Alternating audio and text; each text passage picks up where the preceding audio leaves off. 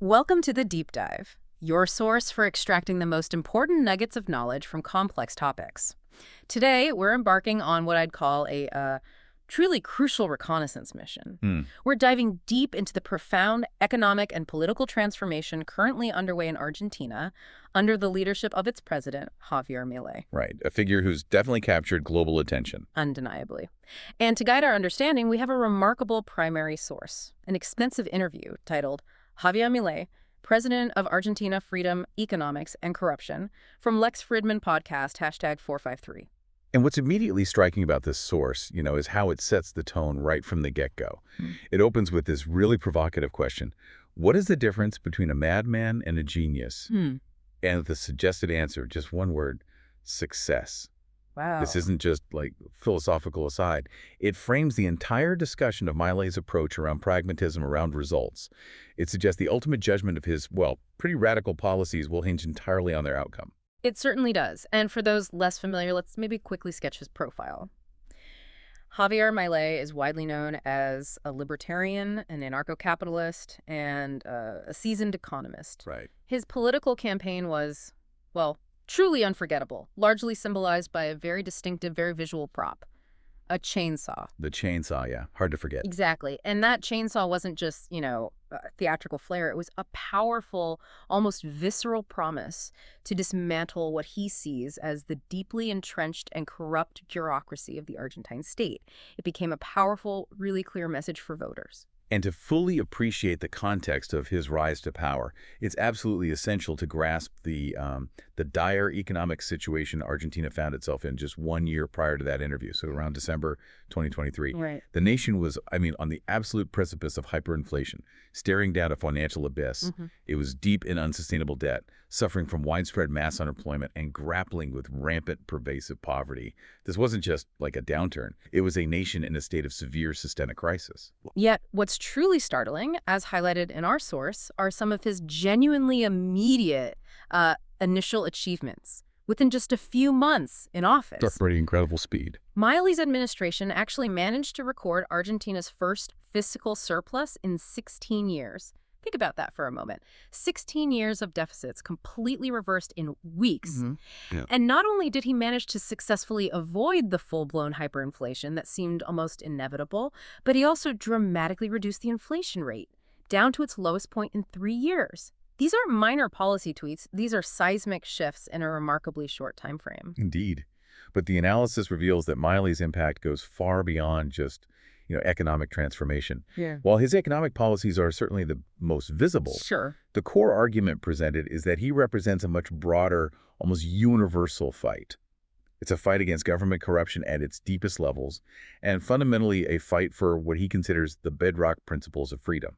Economic freedom, political freedom, and the crucial freedom of speech. This isn't just about balancing the books. It's about reshaping the very relationship between the citizen and the state. Of course, any change of this magnitude, any radical departure from the status quo doesn't come without immense controversy. No, absolutely not. He has garnered a significant number of critics, not only from what he terms the corrupt establishment, the very institutions and political class he's actively trying to dismantle, Right, the gas. but also, quite understandably, from some Argentinian citizens. These are individuals who are simply scared by the immediate, often painful impact his radical policies might bring. At least in the short term, before any long-term benefits potentially show up. There's a real human cost to such drastic change. And regardless of whether one agrees with his specific methods or his ideology, the objective reality is that his presidency marks one of the most ambitious and frankly unprecedented attempts at economic transformation in modern history. The analysis shows he's driven by what the source vividly describes as a force of nature, a rare combination of the rigorous discipline of an economist with the passionate intensity of a revolutionary. Interesting combination. This fusion fuels his relentless fight for the freedom of a nation he clearly loves and believes can achieve a much brighter future. Okay, let's unpack this. Our first core theme for today's deep dive is to deconstruct Javier Milei's philosophical evolution and economic ideology. How did he arrive at these intensely held ideas of freedom? And how exactly did that intellectual journey, which began in academic theory, translate into such radical and immediate political practice? What was the moment everything clicked for him? That's a fantastic question. And it really comes down to a startling realization he had around 2013, 2014, a pivotal intellectual turning point for him. Okay. The analysis reveals he was meticulously studying per capita GDP statistics, looking at a staggering 2,000 years of data. 2,000 years. Wow. Yeah. And what he observed was this striking hockey stick pattern. For nearly 2 millennia, per capita GDP remained virtually constant, just a flat line. Right. Then around 1800, basically the start of the Industrial Revolution, it accelerated sharply and dramatically, shooting upwards like the blade of a hockey stick. And what's truly fascinating and initially kind of contradictory is that this explosion in productivity and per capita GDP happened alongside a seven-fold increase in the global population over just those 2 centuries. Exactly. Which implies increasing returns and the concentration of economic structures, things that in traditional neoclassical economic theory are often viewed negatively, Yeah. frequently labeled as problematic monopolies. Yeah, monopolies are usually seen as the bad guys in standard economics. Precisely. So this created a profound intellectual dissonance for him. On one hand, the data showed that living standards had increased tremendously. I mean, ordinary individuals eventually enjoying a quality of life far superior to that of, Roman emperors, kings, queens of previous eras. And even more crucially, global extreme poverty, which had hovered at an astounding 95% for centuries, plummeted to less than 10% during this period of unprecedented growth. That's a staggering drop. It is. So he was faced with this fundamental question. How could something so profoundly beneficial to humanity, something that had lifted billions out of destitution and vastly improved human conditions, be considered bad for economic theory? This stark contrast indicated to him that, well, something was not right with the conventional wisdom he'd been taught. It was a foundational earthquake in his economic worldview, pushing him to seek alternative explanations for prosperity. So this intellectual friction, this challenge to conventional wisdom, led him down an entirely new academic path. The analysis reveals that this search for answers ultimately led him to the Austrian School of Economics. Yes. He vividly recounts a revolution in his thinking after reading Murray Rothbard's Monopoly and Competition, a book that, for him, completely shattered his previous understanding of market structures and what truly constituted a monopoly. Following this revelation, he embarked on an intensive, almost obsessive study of prominent Austrian school authors. He immersed himself in the works of giants like Ludwig von Mises, particularly his seminal work, Human Action, A classic. which Milei claims to have devoured in a single weekend. For Mises, the core of economics is praxeology, the study of human action based on the premise that individuals act purposefully to achieve desired ends. Right, focused on individual choice. Exactly. This focused on individual choice and subjective value rather than these big aggregated models deeply resonated with him. He also delved into the writings of Friedrich Hayek, whose work on spontaneous order and the diffusion of knowledge in markets offered powerful critiques of central planning. Hayek, yeah. Very influential. And Hans Hermann Hoppe, known for his work on ethics and property rights, and Jesus Huerta de Soto, who applies Austrian insights to banking and business cycles, were also profoundly influential. He didn't stop there, also engaging with contemporary Austrian influenced thinkers like Juan Ramon Rallo, Philip Bagus, and Walter Bloch. So a real deep dive into that whole school of thought. Absolutely. The principles laid out by Karl Menger, Boom Bauwerk on capital theory, it all solidified his belief in radical economic freedom as the only path to sustained prosperity. It's clear this intellectual journey profoundly shaped his core beliefs. Shifting from academic theory to his practical political philosophy, Milei describes himself as an anarcho-capitalist in ideal terms. Right. He explicitly states he despises the state and violence, aligning strongly with Alberto Benegas Lynch Jr.'s definition of liberalism. The unrestricted respect for the life project of others based on the principle of non-aggression and in defense of the right to life, liberty, and property. It's a very pure, almost absolute vision of freedom. However, this brings us to a crucial, pragmatic distinction. While anarcho-capitalism represents his ideal world, a system where there's no state at all, everything's voluntary, the analysis reveals that real-life political and societal constraints mean he currently operates as a minarchist. A minarchist, okay, break that down. A minarchist, for those unfamiliar, is someone who advocates for a minimal state, one whose only legitimate functions are to protect individuals from aggression, theft, breach of contract. basically a night watchman state. Got it. Limited government. Exactly. So his practical goal, then, is to constantly strive towards that anarcho-capitalist ideal by relentlessly minimizing state size and removing as many regulations as possible. We can distill the key lesson here.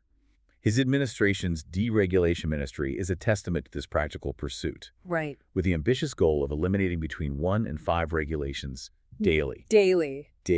This radical, incremental approach aims to make Argentina the freest country on the planet. The source notes Argentina has some 3,200 additional structural reforms pending in the pipeline. That's huge. And he often cites the historical example of Ireland, which transformed itself from one of Europe's poorest countries to one with a GDP per capita 50% higher than the United States after implementing widespread market reforms. He sees that as a powerful parallel for Argentina's potential. Here's where it gets really interesting, though, because Milei is surprisingly critical of what he terms useless liberals or even fellow anarcho-capitalists. Yeah, he doesn't hold back. The core argument presented is that he believes these individuals merely criticize from the sidelines, falling victim to what he calls the nirvana fallacy. Right, comparing reality to an impossible ideal. A logical error, where one compares a real-world imperfect solution to an idealized perfect alternative that doesn't actually exist. He argues they refuse to engage in the messy, often compromising political process itself. His perspective is stark. Power is a zero-sum game. From this, we can distill the key lesson that if those who truly believe in freedom and limited government don't actively seize political power, then the left will have it, and they will use it to expand the state. He uses a powerful analogy from soccer.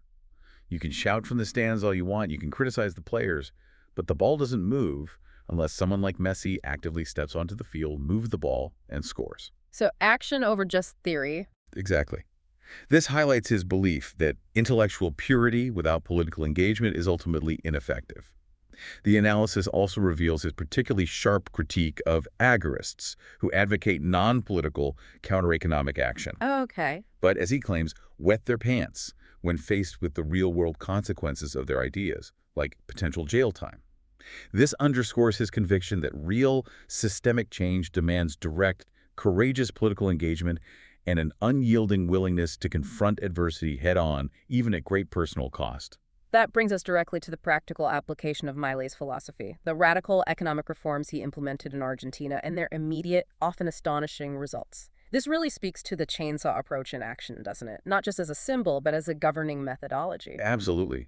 And to truly grasp the scale of his intervention, we need to understand the economic catastrophe Milei inherited when he took office in December 2023. Remind us of the specifics. It was bad. It was beyond bad. Argentina was facing daily inflation of 1%. Imagine your grocery bill or your rent increasing by 1% every single day. Unthinkable. That annualized to a mind-boggling 3,700%. And in the early days of December, it accelerated even further, speeding towards 7,500% annually. Wholesale inflation, which reflects costs for businesses, hit a staggering 54% in December alone. 54% in 1 month. Yes, annualizing to an unimaginable 17,000% per year. The economy was on the brink of total collapse, pushing ordinary Argentinians to their absolute breaking point. And it wasn't just runaway inflation, was it? The broader picture was grim, too. Totally grim. The economy had been shrinking for a decade with a painful 15% drop in GDP per capita. Poverty afflicted nearly 50% of the population, a figure that once Milei's administration lifted artificial price controls and brought transparency to the market. Right, revealing the true picture. It was actually revealed to be even higher, at 57%. The fiscal deficit was a colossal 15% of GDP, 5 points from the Treasury, and an additional 10 points from the central bank, created by endogenous monetary issuance, basically printing money to fund government spending. So just creating money out of thin air to cover the bills. Pretty much. Furthermore, the central bank was sitting on interest-bearing liabilities equivalent to 4 monetary bases maturing in a single day. 4 times the money supply. Potentially, yes. Imagine a nation's entire money supply potentially quintupling overnight if these liabilities couldn't be rolled over or paid. This situation could have quintupled the amount of money in circulation instantaneously. That's hyperinflation territory right there. Absolutely. On top of that, they faced $90 billion in peso-denominated maturities, a negative net foreign reserve position of minus $12 billion, $50 billion in commercial debts owed to importers, and $10 billion in held-back company dividends. Just a mountain of debt and obligations. A mountain. The core argument presented is that an immediate, unfettered opening of the economy, as some liberal fools apparently suggested, without understanding the underlying monetary disorder, Right. would have inevitably led to full-blown hyperinflation, propelling poverty to an unimaginable 95%, and almost certainly seeing the Parents' Party return to power through widespread social unrest, looting, and chaos.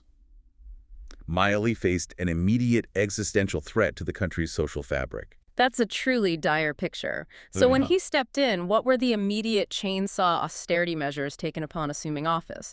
The analysis reveals incredibly swift and decisive actions, almost unprecedented in their speed. The initial actions were indeed swift and unapologetic. His administration immediately cut the number of government ministries by more than half, from 18 down to 9 and then further reduced to 8. Wow. Cut in half almost instantly. Pretty much. This wasn't just symbolic. It represented a significant reduction in the state's footprint and administrative overhead. They then followed up with aggressive civil employee layoffs, dismissing approximately 50,000 public sector workers with almost no contract renewals. This was a direct strike at the perceived bloated public sector. Okay, so hitting personnel hard. What about infrastructure and financial transfers? Those big budget items. They immediately halted all public works projects across the country, identify them as massive sources of corruption and wasteful spending. Right? They also eliminated discretionary transfers to the provinces, which were often opaque sources of funds that governors could use without clear accountability. Slush funds, essentially. That's the implication. Public sector wages were significantly diluted by inflation, essentially reducing their real value, and economic subsidies for utilities were largely eliminated, restoring market-based rates for electricity, gas, and transportation. So ending cheap energy. Yes. And perhaps the most astonishing feat, the one deemed impossible by critics across the political spectrum, was achieving fiscal balance in the very first month of his administration, January. The very first month, after decades of deficit. Exactly. This is a remarkable accomplishment considering Argentina had run a deficit for 113 out of the last 123 years. It makes it an economic anomaly of the highest order. This sounds incredibly challenging, especially for the most vulnerable in society. How do they approach social programs? That's always a sensitive area. The analysis reveals a strategic reform of social programs designed specifically to cut out corruption. They targeted and cut social plans linked to intermediation. Intermediation. These intermediaries, whom Milei termed poverty managers or quiteros, were powerful figures or organizations that allegedly extorted half of the beneficiary's welfare money as a condition for receiving aid. Taking half. Wow. That's the allegation. By removing this middleman and directly distributing aid to the recipients, the same amount of government aid effectively doubled the resources received by the individuals. It bypassed the corrupt system entirely. An attempt to make the safety net more efficient and less exploitable. Okay, so cutting out the middleman. Beyond the immediate cuts and reforms to social programs, there was also this significant, deliberate effort to clean up the central bank's balance sheet and recreate a functioning debt market. How do they tackle that financial mess? That sounds incredibly complex. It was a massive undertaking. The core argument presented is that Milei's team transferred a staggering amount of debt from the central bank to the Treasury, representing a 10% of GDP adjustment. 10% of GDP. Huge number. Huge. This move was also something critics had deemed impossible to fix without resorting to inflationary measures or default. Furthermore, the central bank's balance sheet, which held an enormous $45 billion loss due to past inflationary policies and interventions, $45 billion. was cleaned up entirely voluntarily within just 6 months. Crucially, unlike previous, often failed, stabilization programs in Argentina that frequently resorted to heavy-handed price controls or fixed exchange rates to show quick but superficial results. Right, the usual tricks. Milei's administration actively avoided these interventions. This disinflation process, the analysis reveals, is far more genuine and deeper than past efforts, primarily because it was achieved without expropriations or compulsory debt exchanges that had marked previous, less successful programs. It's about building a more sustainable foundation. So with all these radical, immediate, and often painful reforms, what were the dramatic outcomes and metrics? Let's talk specific numbers. How quickly did things begin to shift? Did it work? The figures are truly striking. A rapid turnaround from the brink of hyperinflation. Wholesale inflation, which had been at that staggering 54% monthly, plummeted to just 2%, a reduction by a factor of 27. 27 times lower? Exactly. The annual wholesale inflation rate, which had been accelerating towards 17,000%, dropped dramatically to approximately 28%. Still high, but vastly better. Vastly better. And the analysis further indicates that the true underlying monetary inflation, once accounting for existing central bank controls and the monthly devaluation standard, is estimated at a mere 0.2% per month, equating to an annual rate of 2.4%. 2.4%. That's normal inflation. Approaching normal. It's a monumental shift from hyperinflationary fears to something approaching single-digit annual inflation.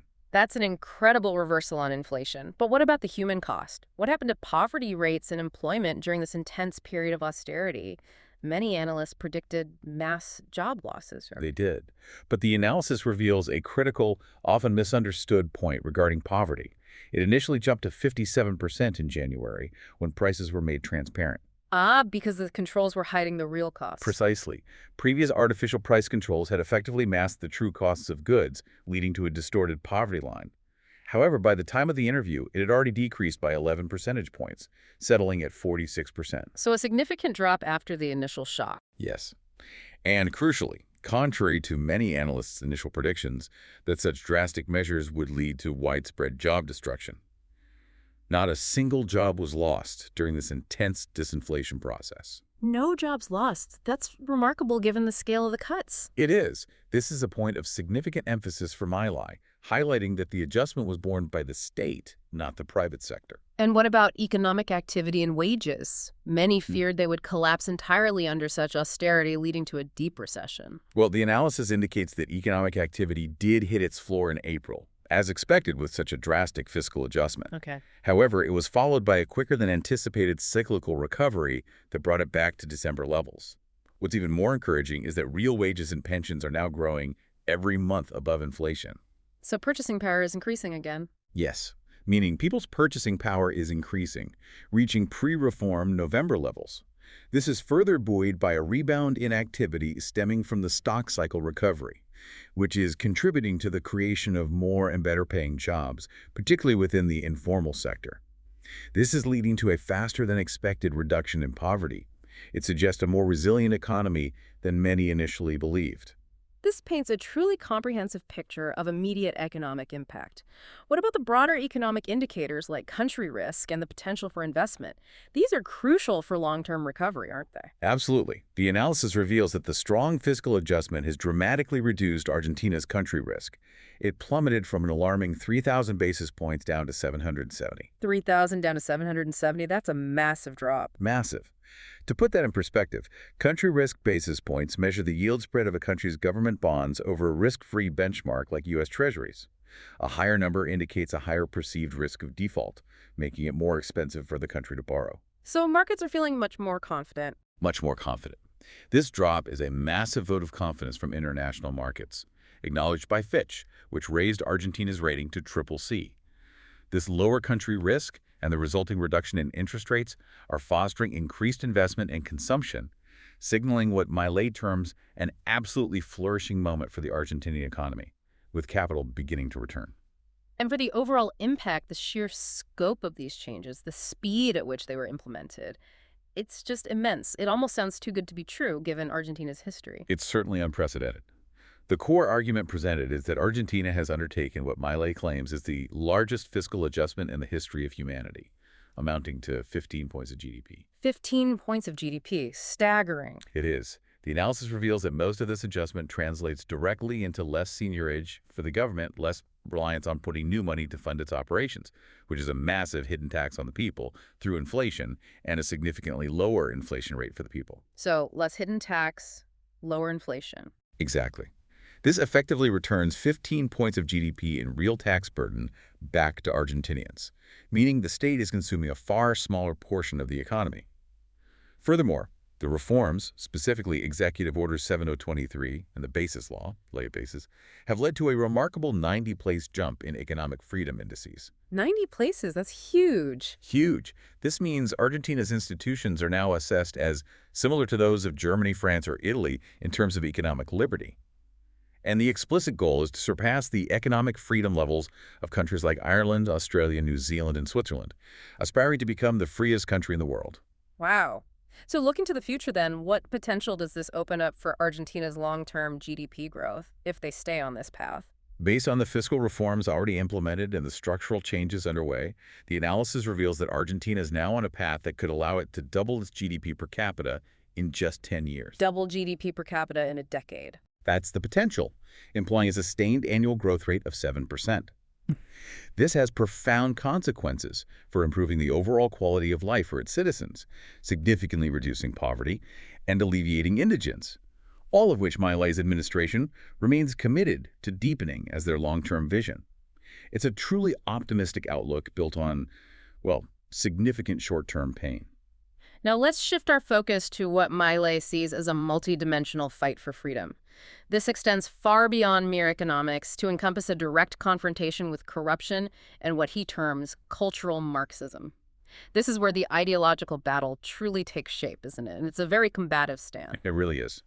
The analysis reveals that Milei has taken specific, often unprecedented measures against political corruption, or what he vehemently refers to as the caste. Right. A critical, highly visible measure involved eliminating approximately 900 annual roadblocks. These roadblocks were a common form of public protest in Argentina, often organized by social movements. Very disruptive, I imagine. Extremely. But they frequently involve these middlemen of poverty, the piqueteros, who allegedly extorted welfare recipients, taking a cut of their benefits in exchange for participation.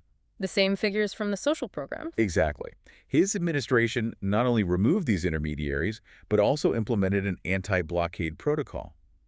It stipulated that those who blocked public streets would lose their welfare benefits, and those breaking the law would face jail. Serious consequences. Very.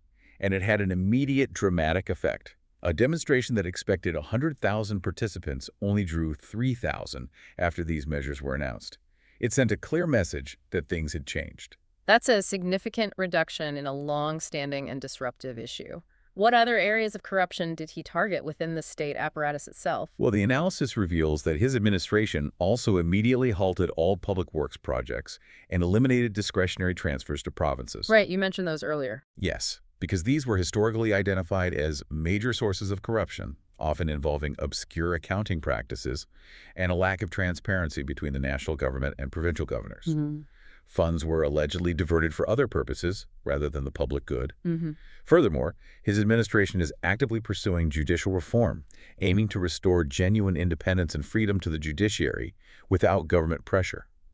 This focus on judicial integrity has, according to the source, already led to high-profile corruption convictions, such as that of former Vice President Cristina Fernández de Kirchner. A major figure. And even the condemnation of past terrorist attacks, demonstrating an unprecedented commitment to accountability and a cleanup of deeply embedded graft. And beyond that, what about electoral integrity and the often opaque world of political party financing? That's always a tricky area.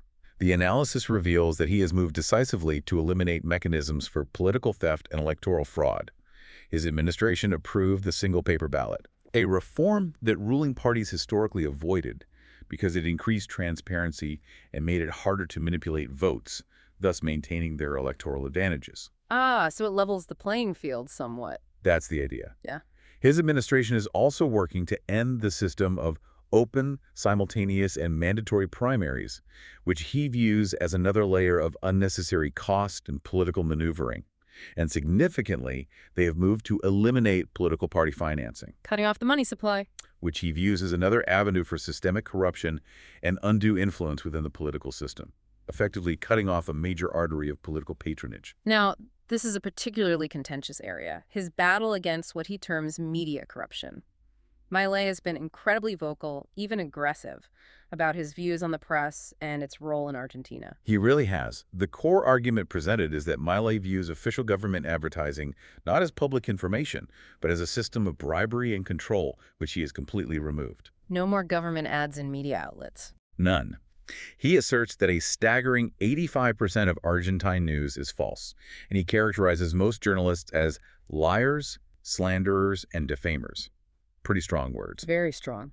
The analysis reveals his belief that journalists dislike platforms like X, formerly Twitter, precisely because these platforms remove their monopoly over the microphone And, crucially, the economic benefits of extortion, where journalists allegedly demanded money for silence or threatened damaging publications. So he sees social media as bypassing a corrupt gatekeeper. Essentially, yes. He himself claims to have been subjected to what he calls media torture, including drones spying on his private residence and fabricated stories about his family, highlighting his view that his direct use of social media is not just communication, but a necessary challenge to what he perceives as a deeply corrupt and manipulative media establishment.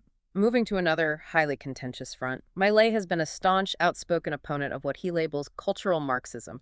Can you break down his understanding of this term and how he sees it impacting society? It's a term that carries a lot of weight. It does. The analysis reveals that Milei traces the origins of cultural Marxism to the fall of the Berlin Wall. He argues that while the wall officially fell in 1989, socialism's true economic failure was evident much earlier, in 1961. When they built the wall. Exactly. When it became necessary to build the wall to prevent people from fleeing communist East Germany to the capitalist West. With the undeniable economic failure of socialism becoming apparent, the core argument presented is that socialists, rather than abandoning their ideology, merely shifted the class struggle from economics to other areas of life, leading to what he calls cultural Marxism or post-Marxism. This, for him, is an insidious evolution of Marxist thought designed to achieve social control through cultural means rather than direct economic revolution. And he applies this critique to specific ideologies and movements, starting with gender ideology. What's his take there? Yes. The analysis indicates that while classical liberals historically advocated for women's rights and equality before the law, citing figures like Jeremy Bentham way back in 1750, Milei argues that the left has radicalized this cause into what he terms female chauvinism. Female chauvinism. That's his term.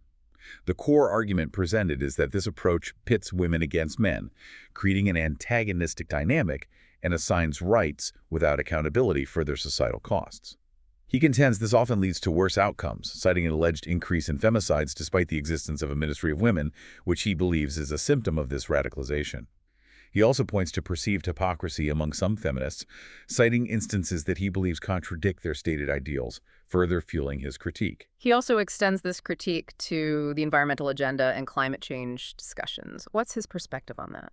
The analysis reveals his view that environmental policies and climate change discussions are often an excuse to collect taxes, to support parasitic bureaucrats, and to finance sinister ideas that limit individual freedom and economic growth.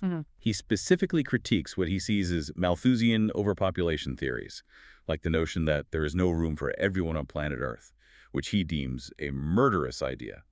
For Milei, these environmental narratives are often fronts for greater state control and wealth redistribution rather than genuine ecological concern. He's deeply skeptical of the motivations behind them. And finally, identity politics more broadly, encompassing various social movements. How does he view those? From this, we can distill the key lesson that Milei includes various forms of identity politics, such as Black Lives Matter, framing it as black versus white, indigenous versus established communities, and various LGBT agendas as further extensions of this class struggle. So, all part of the same strategy, in his view. Yes. His analysis reveals that he views these movements not as genuine pushes for equality, but as tactics designed to intentionally create divisions within society and to absorb taxes. In his perspective, they serve the sole purpose of expanding state power and control, centralizing authority, rather than leading to genuine societal improvement or individual flourishing. He sees them all as part of the same strategic, long-term assault on freedom.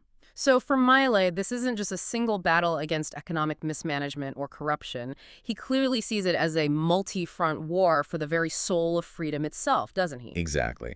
The analysis reveals that Milei emphasizes that the fight for freedom must be waged relentlessly on three interconnected fronts. Three fronts. First, there's the economic front, which champions free enterprise capitalism and robust private property rights. Pretty straightforward. Right. Second, there's the political level, advocating for a Republican liberal democracy with robust checks and balances to prevent the concentration of power. Standard liberal democracy ideals. Yes.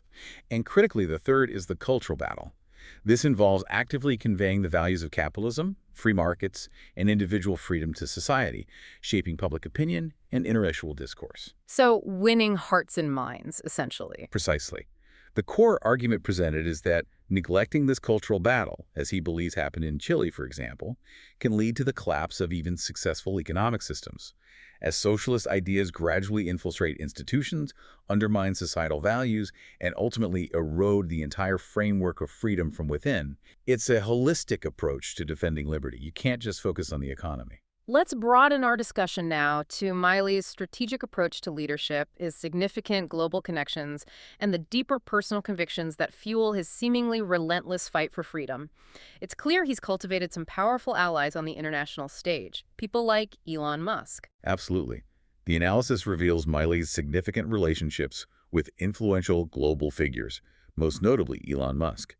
He expresses immense admiration for Musk, describing him as unconventional, a great fighter for the ideas of freedom, and even a hero for his role in exposing what Milei terms the socialist virus and the woke virus through the X platform.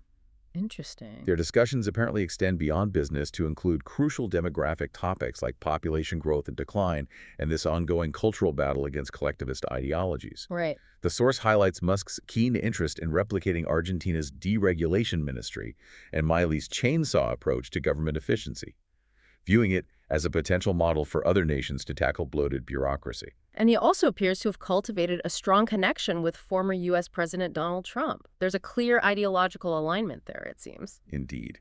Milei openly admires Trump for his understanding of the cultural battle and his courage in openly confronting socialism and the woke virus. The analysis reveals a clear sense of shared experience between the two leaders. Mm-hmm. Milei deeply relates to Trump's resilience in the face of intense criticism and relentless media attacks, which he himself has endured since his rise to prominence. Trump's enthusiasm for Argentina's reforms is also noted, suggesting a mutual respect and ideological kinship in their shared opposition to progressive political trends. So if, hypothetically, Elon Musk and maybe Vivek Ramaswamy were heading a Department of Government Efficiency, or DOGE, in the U.S., what specific practical advice does Milei offer them? Drawing directly from his own chainsaw policies, what's the secret sauce to his rapid, radical reform? His advice is remarkably simple and direct. Just cut to the chase. Cut to the chase, okay. The analysis reveals the Argentinian model that he suggests they replicate. It involves a public counter displaying the remaining days for delegated powers to the executive branch, a powerful signal of accountability and urgency. A ticking clock. Exactly. Alongside this, he created specialized divisions for deregulation, public spending cuts, and government structure reduction. Crucially, at the heart of this, there's an elite core team that daily eliminates between 1 and 5 economic restrictions or regulations. 1 to 5 every single day. Every day. The core argument presented is that this systematic, relentless approach removes privileges and entrenched interests, forcing those who benefit from these privileges to publicly justify their existence, a task that he believes is quite uncomfortable for those who profit from the status quo. It's a method designed to expose and dismantle corruption by making it impossible to hide. This strategic alignment also extends deeply to Argentina's foreign policy. What's his broader vision for relations with the U.S. and Argentina's place in the global order? The analysis reveals Milei's strong and unambiguous desire for Argentina to be a key commercial ally to the United States. He aims to deepen trade and investment ties significantly, viewing it as crucial for Argentina's economic future. He has even expressed a keen interest in Argentina joining NATO as a global partner, which would be a significant geopolitical shift for the South American nation. Joining NATO. Interesting. Yeah. He's openly betting on the United States becoming a leader in the West again, emphasizing a clear ideological alignment in the global landscape and a desire for Argentina to play a prominent role within the Western Bloc, fundamentally shifting away from previous alliances. The very premise of our deep dive, what is the difference between a madman and a genius? Success is something Milei has directly addressed. How does he personally view this label of madman that's so often flung at him? Does it bother him? The analysis reveals that Milei not only addresses this label but fully embraces being called mad. Embraces it. Yes. He notes that it's a common term used throughout history to describe figures who changed the world, from artists like Michelangelo who dared to dream big to scientists like Einstein who revolutionized our understanding of the universe. For him, success is the ultimate objective differentiator between a madman and a genius. So the results will speak for themselves. That's his view. This perspective not only reinforces his unyielding approach, but also highlights his deep conviction in his methods, despite the intense controversy and personal attacks they generate. It's a sign of his self-assuredness in the face of immense criticism. He's certainly faced immense personal challenges and what sounds like truly vitriolic attacks. What's been the personal toll of his presidency and what ultimately drives his unwavering commitment despite it all? It must be exhausting. The analysis highlights the immense personal toll, absolutely, Yeah. including constant defamation, relentless insults, and deeply personal attacks on his private life and even his family, specifically mentioning his beloved dogs. Right, the clone dogs. He describes this as a form of media torture designed to break him. Despite this, his unwavering commitment is rooted in a profound, almost spiritual belief. There's no point in life if it's not with freedom. He draws inspiration from Sylvester Stallone's quote about the secret to life being able to carry on in spite of the blows you get, underscoring his remarkable resilience and determination to die with his boots on for the cause of freedom. It's not just a political stance, it's a deeply ingrained personal philosophy for him. It's interesting how his past experiences seem to inform his current, very public role. He was a goalkeeper in his youth, and he draws a direct, striking parallel between that and being president. Can you explain that? Indeed, the analysis reveals his insightful goalkeeper metaphor. He points out that goalkeepers are unique on the field. They wear a different uniform, their training is often solitary, Sure. and they are the ones who suffer the most when a goal is scored, as they experience the direct, immediate impact of mistakes. An own goal by a goalkeeper is particularly magnified, carrying a complete lack of proportion in its negative impact compared to other players' errors. Right, everyone blames the goalie. Exactly. From this, we can distill the key lesson that this position, where mistakes are magnified and directly affect millions of fans, instilled a very strong temperament in him. It prepared him for the solitary, high-stakes decisions and immense responsibility of the presidency, where an own goal can impact an entire nation. He seems comfortable being the last line of defense. And what about the role of faith in his life and purpose? It seems to be a significant, if perhaps less publicized, aspect of his guiding principles. The analysis indicates that faith, particularly his active involvement in the teachings of Judaism and the intensive study of the Torah, has been a very fundamental element in his life. It provides him with a huge background to face many adversities, offering a source of strength and guidance amidst the immense pressures of his office. He defines God as the creator, the maker, the one, and expresses a profound belief that the invisible hand of the market, a concept coined by Adam Smith to describe the self-regulating nature of free markets and the hand of God, are perfectly in sync. This underscores a deep spiritual dimension to his economic and political philosophy, suggesting a divine order to the principles of freedom and prosperity he champions. Finally, we have to talk about his famous war cry, Viva la libertad, carajo! Long live freedom, damn it. What's the origin and the full meaning behind this incredibly powerful, almost visceral phrase that ends all his speeches? It's become his trademark. It really has. The analysis reveals that his famous phrase, Viva la libertad, carajo, began spontaneously at the end of his book presentations and has since become his signature closing for all his speeches, like a rallying cry. It embodies three deeply personal and ideological elements. First, it reflects his fervent faith in God and his profound gratitude to the Creator for what he perceives as a divine mandate for freedom. Second, it directly references a quote from Maccabees 3.19, which states that victory in battle doesn't depend on the size of the army, but on the forces of heaven.